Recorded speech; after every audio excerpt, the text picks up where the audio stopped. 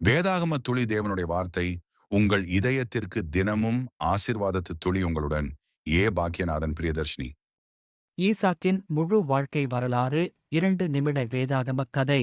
இசாக் வேதாகமத்தில் தேவன் கொடுத்த வாக்குத்தத்தத்தின் மகனாக அறியப்படுகிறார்.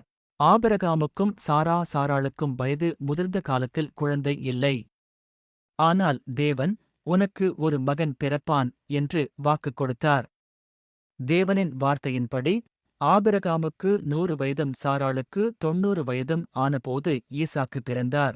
ஈசாக்கு சிறுவனாக இருந்தபோது தேவன் ஆபிரகாமின் விசுவாசத்தைச் சோதிக்க அவரை பலியாகக் கொடுக்கும்படி கூறினார். ஆபிரகாம் தேவனுக்கு கீழ்ப்படிந்தார். ஆனால் கடைசி நேரத்தில் தேவன் அவரை தடுத்து ஒரு ஆட்டுக்கடாவை பலியாக அளித்தார். ஈசாக்கு வளர்ந்து ரெபெக்காவை திருமணம் செய்தார். அவர்களுக்கு 2 மகன்கள் பிறந்தனர், ஏசாவும் யாக்கோபும். வயது முதிர்ந்த ஈசாக்கு தன் மூத்த மகன் ஏசாவை ஆசீர்வதிக்க நினைத்தார். ஆனால் ரெபெக்காவின் உதவியுடன் யாக்கோபு அந்த ஆசீர்வாதத்தை பெற்றுக்கொண்டார்.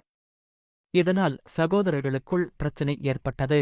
இருப்பினும் தேவன் யாக்கோபின் மூலமாக தனது வாக்குத்தத்தத்தை நிறைவேற்றினார். ஈசாக்கு தனது வாழ்க்கை முழுவதும் தேவனை நம்பி வாழ்ந்தார். அவர் 180 வயதில் மரணமடைந்தார். அவரது மகன்களான ஏசாவும் யாக்கோபும் சேர்ந்து அவரை அடக்கம் செய்தனர். கதை சொல்லும் முடிவு: தேவனின் வாக்குத்தத்தம் ஒருபோதும் தோல்வியடையாது. அவரை நம்புகிறவர்களை அவர் வழிநடத்துவார்.